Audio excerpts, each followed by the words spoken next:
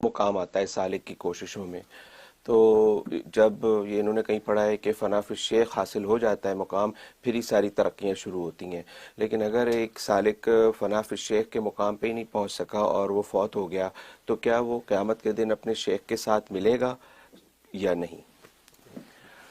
اللہ اکبر، ماشاءاللہ ماشاءاللہ. قاری عادل شبیر جو ویسٹ چیسٹر سے تشریف لائے ہیں، اور وہاں جو ہماری مسجد عارفی مسجد کشمیر اسلامک سینٹر جو ہے وہ یونکرس نیو یارک کے اندر، تو ماشاءاللہ وہاں کے یہ امام بھی ہیں اور وہاں کی ذمہ داریاں نبھا رہے ہیں ماشاءاللہ خوبصورتی کے ساتھ. اللہ تعالیٰ ان کو ہمت دے اور ان کی محنتوں کو قبول و منظور فرمائے. آمین.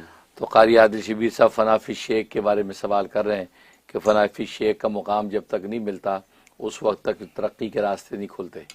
اصل میں فنا فی الشیخ کے مقام کے خود مختلف جو ہے وہ درجات ہیں، مختلف درجات ہیں.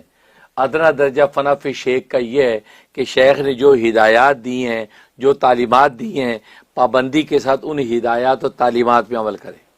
بس اس پر عمل کرتا رہے گا تو وہ شیخ کے فیوز و برکات اس کو پہنچتے رہیں گے، اور آخرت میں انشاءاللہ شیخ کے اس تعلق کی وجہ سے اس کو شیخ کا ساتھ نصیب ہو جائے گا. اچھا، ماشاءاللہ. اب اس کے بعد وہ آگے کے درجے ہیں کہ فنا فی الشیخ مطلب تعلیمات ہدایات سے اوپر چل کے جو ہے اس کی جو ہے شیخ کی کیفیات تک کو اپنے اندر جذب کرتا ہے. ان کی کیفیات بھی اس کے اندر ویسی ہو گئی جیسے شیخ کی کیفیات ہیں، تو یہ اور اوپر کا درجہ. پھر بعض دفعہ جو ہے وہ ظاہری احوال بھی ایسے ہو گئے جیسے شیخ کے احوال ہیں، اس کی ادائیں، اس کی نشست و برخاست، وہ سارا انداز، وہ سارا شیخ جیسا اس نے ابزارو کر لیا.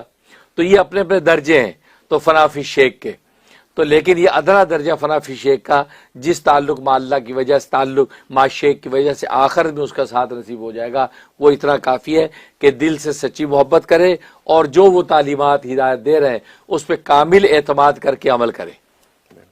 اب باقی اس سے بڑھ کر آگے مزید فنا فی الشیخ ہونا کہ شیخ نے جو کہہ دیا بس اس بات سے ہٹنا نہیں، وہی بات کرنی ہے مجھے، دیسی ایک لفظ اوپر نیچے نہیں.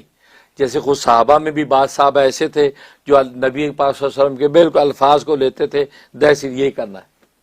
بعض منشا کو دیکھ کے چلتے تھے، اپنا اپنا ایک انداز تھا. تو بالکل اسی طریقے سے جو ہے وہ سالک جو اپنے شیخ کے ساتھ جو تعلق رکھتا ہے وہ بھی اسی طریقے سے کرے تو جو درجہ ہے.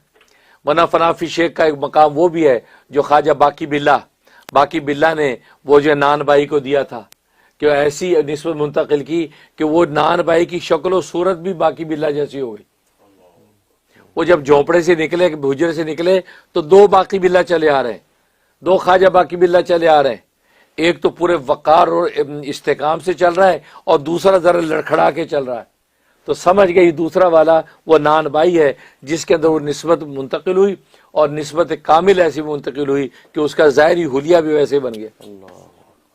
تو فنا فی الشیخ تو یہ بھی ایک درجہ ہے فنا فی الشیخ کا. تو اپنے اپنے حوصلے کے مطابق جو ہے فنا فی الشیخ کے مقام پہ انسان جاتا ہے، اور ادنا درجہ یہی ہے کہ کامل اعتماد شیخ کی بات پہ ہو کہ شیخ نے جو کہا بس وہی میرے نفع کی بات ہے. بس